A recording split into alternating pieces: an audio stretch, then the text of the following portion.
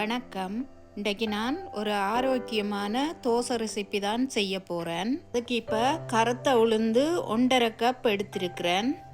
நான் இந்த கருத்த உளுந்தோட 3 துண்டு சிவத்த பச்சை அரிசி எடுத்திருக்கிறேன். சிவத்த பச்சை அரிசி சேர்த்து தான் நான் இந்த தோசையை செய்ய போகிறேன்.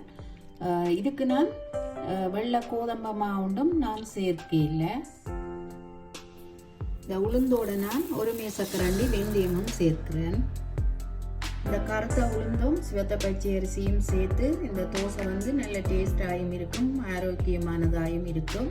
நான் இதை 4-5 மணித்தியாலம் கழுவி ஊற வைக்க போகிறேன். இந்த உளுந்தும் அரிசியும் நல்லா ஊறட்டும். ஊறி வந்தால் தான் தோசை நல்லா புளிச்சு வரும்.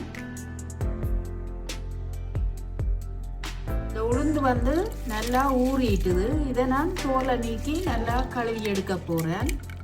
கழுவிட்டு காட்டுறேன். அரிசியும் இப்போ நல்லா ஊறிட்டுது.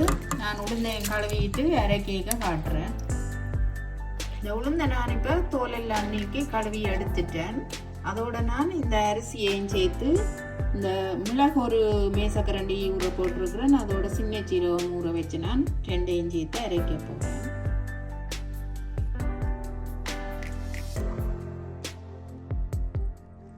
முதல்ல நான் இந்த உளுந்து அரைச்சி எடுக்க போகிறேன். இதுக்குள்ளவான தண்ணியை விட்டு இப்போ இந்த உளுந்து மிளகு சின்ன சீரகம் எல்லாம் சேர்த்து நல்ல பேஸ்ட்டாக அரைச்சி எடுத்துட்டேன்.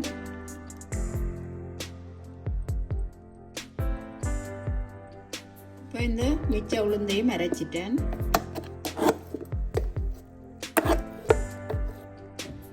நான் உளுந்து தனியாக அரைச்சி எடுத்துட்டு இந்த அரிசியை தனியாக அரைக்க போகிறேன். ஏனெண்டா இது கொஞ்சம் அரை விட நேரம் எடுக்கும். இப்போ நான் உளுந்த முதல்ல அரைச்சி எடுத்தேன். இப்போ நான் அரிசியையும் அரைச்சி எடுத்துட்டேன்.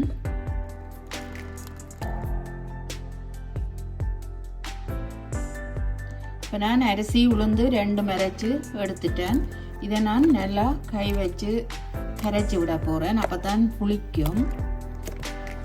இதுக்கு நான் மாவுடன் சேர்க்கையில் தனியாக உளுந்தும் அரிசியும் தான், சிவத்த பச்சை அரிசி.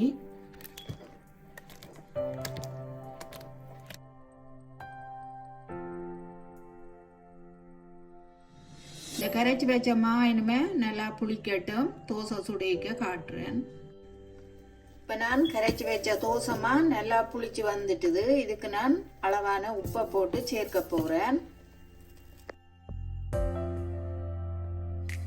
மாவை அளவா கிள்ளி எடுத்துட்டு அதுக்கு அளவான உப்பு சேர்க்க போகிறேன்.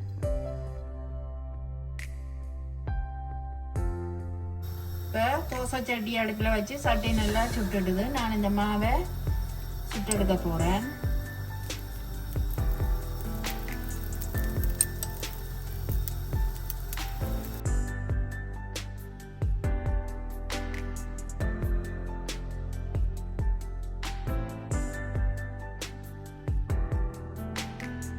சிவத்த பச்சை அரிசி தோசைக்கு நெய்யில் விட நல்லெண்ணெய் தான் நல்லா இருக்கும். நல்லெண்ணெய் சேர்த்து சுட்டா நல்ல ஒரு வாசமாயும் டேஸ்டாயும் இருக்கும்.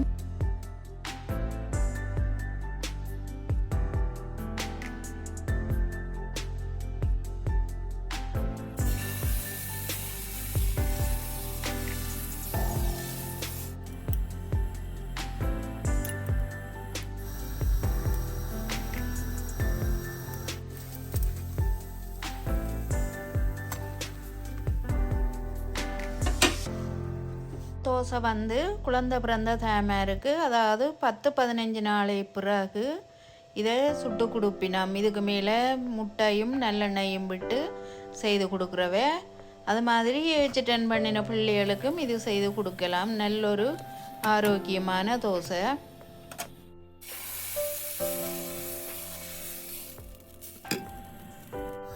இந்த தோசை மாவை ஒரு கரண்டி கிள்ளி இப்படியும் வாத்து கொண்டு பரவாமல் அப்படியே வாத்துட்டு இதுக்கு மேலே ஒரு முட்டையை அடித்து ஊற்றி சீரக மிளகு தூளும் போட்டு அப்படியே பிரட்டி போட்டு பக்கி எடுக்கலாம்.